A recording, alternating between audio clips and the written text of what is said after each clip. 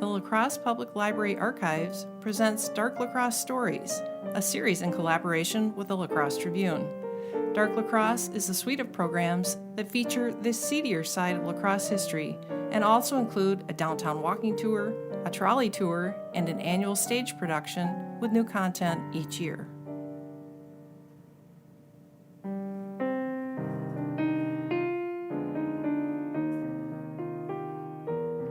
The first recorded murder in La Crosse took place in 1852.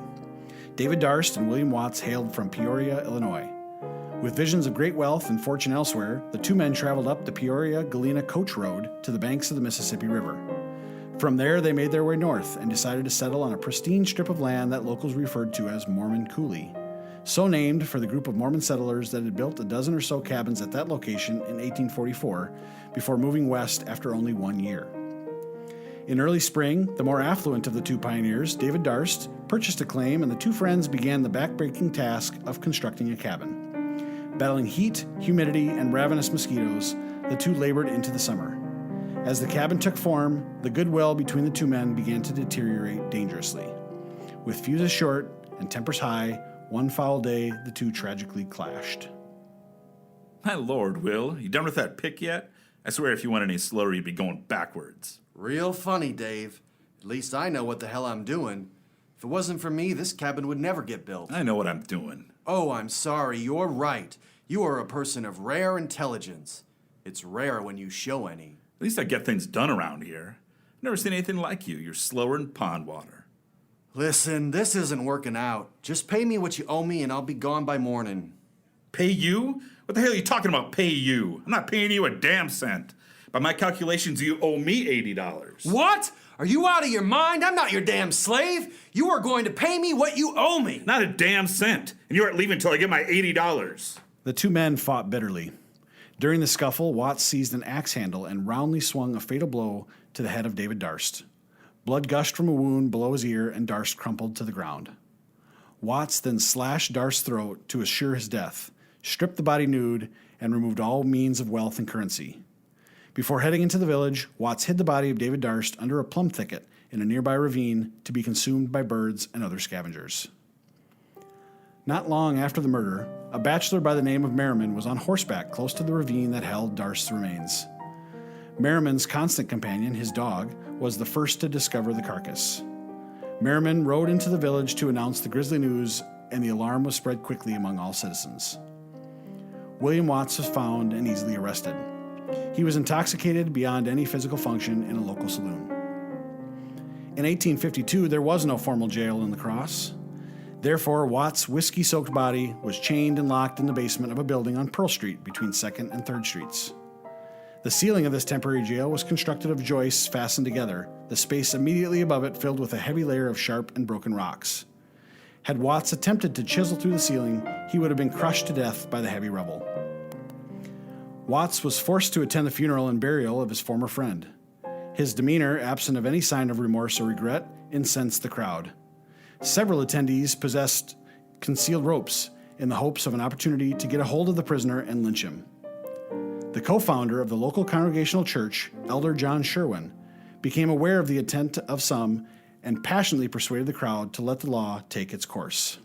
Friends, neighbors, citizens, I know how you must feel in the light of this ghastly crime, but I beg of you to allow due process of the law. We simply must not give way to our basest emotions and permit an abominable action to be the father of an even more despicable act. Please, I'm begging you, put up your ropes and let nothing hang from them but a sign for all to see, a sign that says, this new, young, and growing community believes in justice. William Watts was never lynched, even after 2 successful escapes that resulted in passionate manhunts.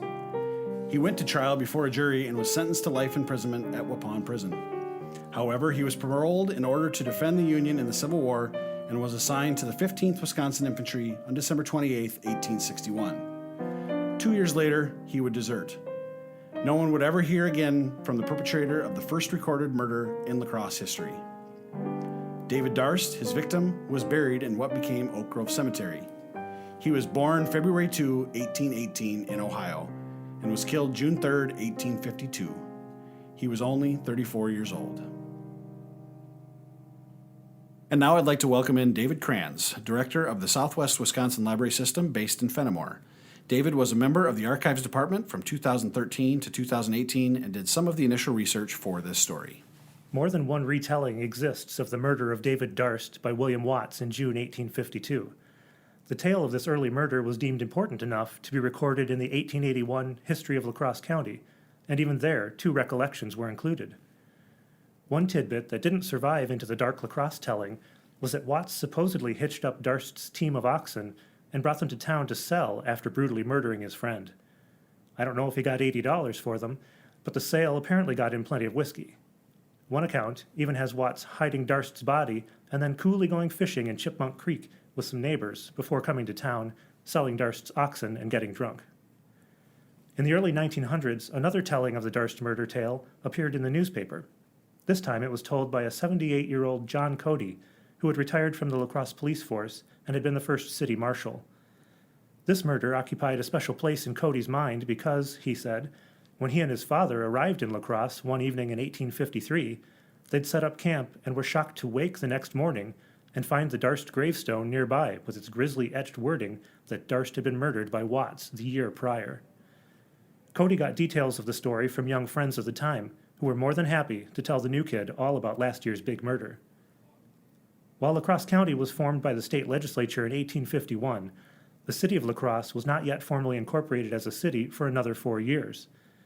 Waupun was chosen as the site of the state prison on July 4, 1851, and the construction of a temporary structure started later that year. The first permanent building was completed in 1854 and remains in use today as the South Cell Hall. The original cell hall had 288 cells and was built using inmate labor. Could Watts have once again wielded a pickaxe in construction of the first permanent building of the state prison that imprisoned him? While Nathan Myrick set up his trading post near the river in the early 1840s, the authors of A History of La Crosse, 1841 to 1900, reported that the population of the community in 1850 was only 6 or 8 houses. However, the population grew to near 750 people by 1853, according to one local count. Darst and Watts and others were at the head of a major inflow of people to the county and to the area that would become the city of La Crosse. The people who would become our loggers and brewers and riverboat shippers. They would be the founders of the community. This incident shows roots of a community that would seek to respect law and would seek to remember and learn from its past. It is amazing that the stone marking Darst's grave has survived through the years. It is still in the Oak Grove Cemetery if you want to go and see it. Many other headstones of lesser age have worn and broken through the years. Thanks for listening.